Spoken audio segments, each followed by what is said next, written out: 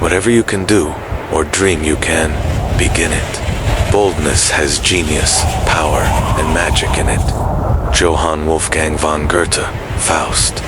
There are entire books written about how to set, pursue, and achieve your goals, and some of them are actually pretty good.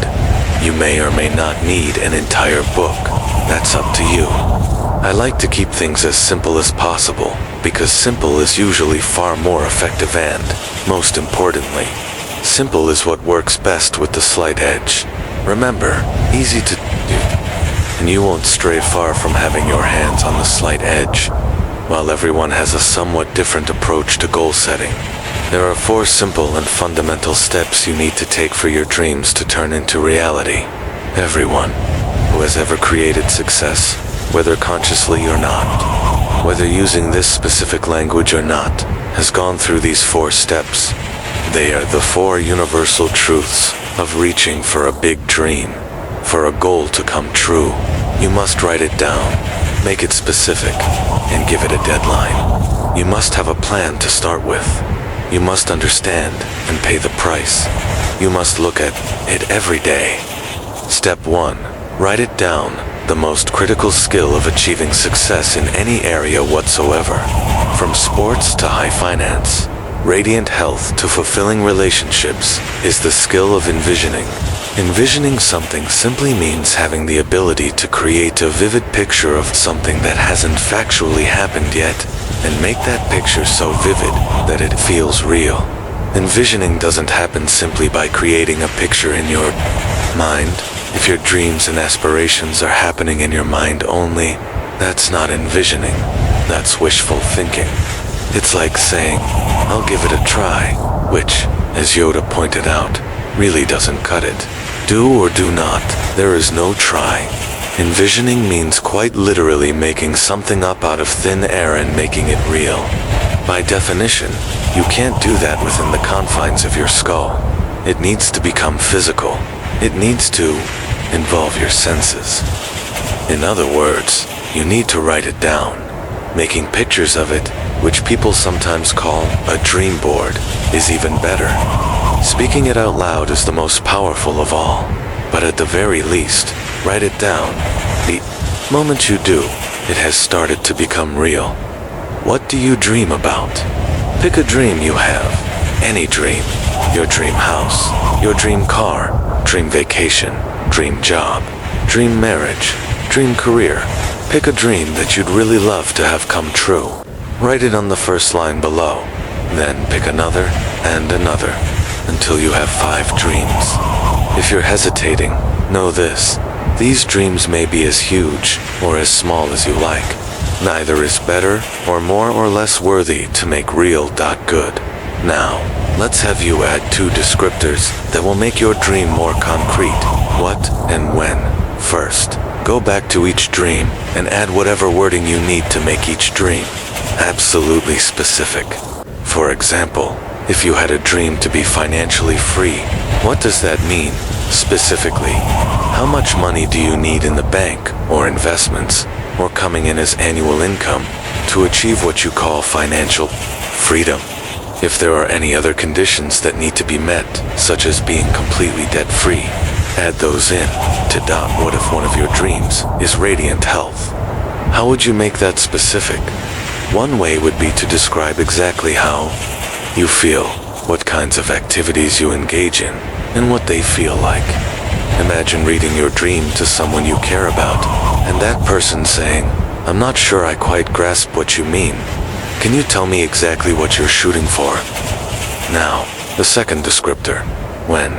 It's often been said, goals are dreams with deadlines. Let's reshape your dreams into goals by giving them deadlines. Go back through each dream and answer the question, by when? You've probably heard of the Pareto principle, known more popularly as the 80-20 rule, which says that, for instance, 20% of the people in a sales force produce 80% of the results. Vilfredo Pareto, an Italian economist, who promulgated his theories around the turn of the 20th century, actually arrived at his formula, which is a bit more complex than a simple 80-20 rule. to describe the tendency of wealth, innovation, and initiative to concentrate in a elite, no matter what the external, social, or economic system. In other words, Pareto was really describing the success curve and failure curve, the two sides of the slight edge. Here is another application of Pareto's law. 80% of everything you do tends to get done in the last 20% of the time available. If you don't create a concrete deadline, that last 20% never seems to arrive, ...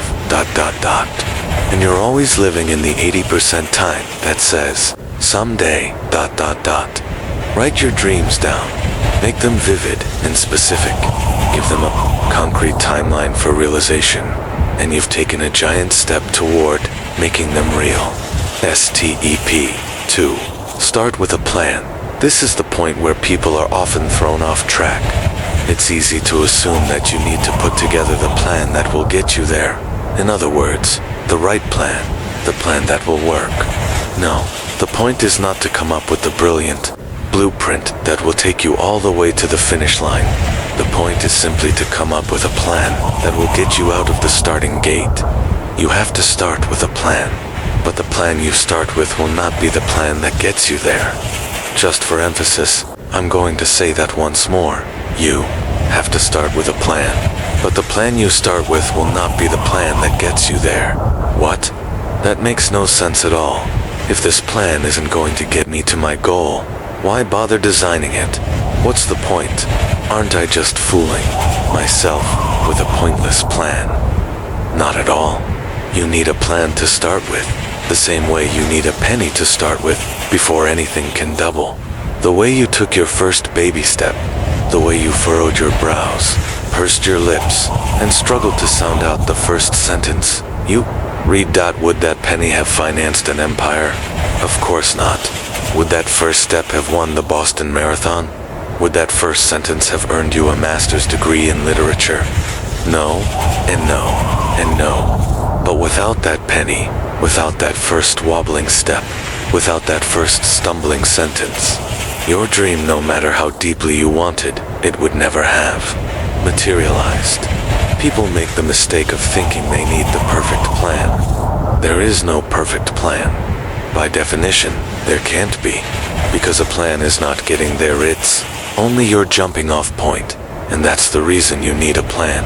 If you have no plan, there will be no jumping off. In fact, if you put too much energy into the plan and make it too perfect, you're more likely to squelch all the life, spontaneity, intuition, and joy out of the doing of it. Do the thing, and you shall have the power. Don't try to figure it out. If you want twice the success, double your rate of failure. You start with a plan, then go through the process of continuous learning through both study and doing, adjusting all the time through the cushion of plan. Do, review, and then adjust. Like a rocket to the moon off track, 97% of the time, your gyroscope feeding information to your dream computer to bring you back on track. ... You need a first plan, so you can get to your second plan, so you can get to your third plan, so you can get to your fourth plan. Success is the progressive realization of a worthy ideal. Keep holding that as your philosophy, and you will generate the attitudes and actions you need to keep progressively realizing a better and better plan. Your starting plan is not the plan that will ultimately get you there, but you need it so you have a place to start.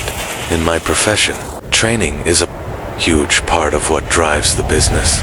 Training is the great equalizer because we work with such large numbers and such a sweeping diversity of people from all types of backgrounds and walks of life. We train, and train some more. It's not that there's all that much to learn. It's like learning to play the piano. There are only 12 notes, after all. But to learn it, you need to hear it and play it over and over. It's as vivid an illustration of slight-edge success as I've ever seen. At the same time, I have very little regard for trainings that tell you, this is exactly how you have to do it. Because the actual sequence of actions and events that works will be different for everyone, every time. You can train people in the concepts, and how to think, and what kinds of actions have worked. but you can't blueprint the specific sequence, because circumstances are always different.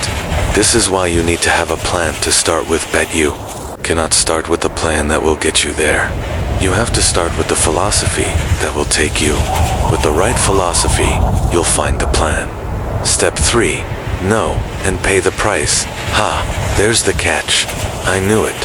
Here comes the big sacrifice. So, what will I have to do? Throw away my television, say goodbye to all fun, and forego all my favorite foods. Give up a kidney. Chances are, it's not quite that dramatic.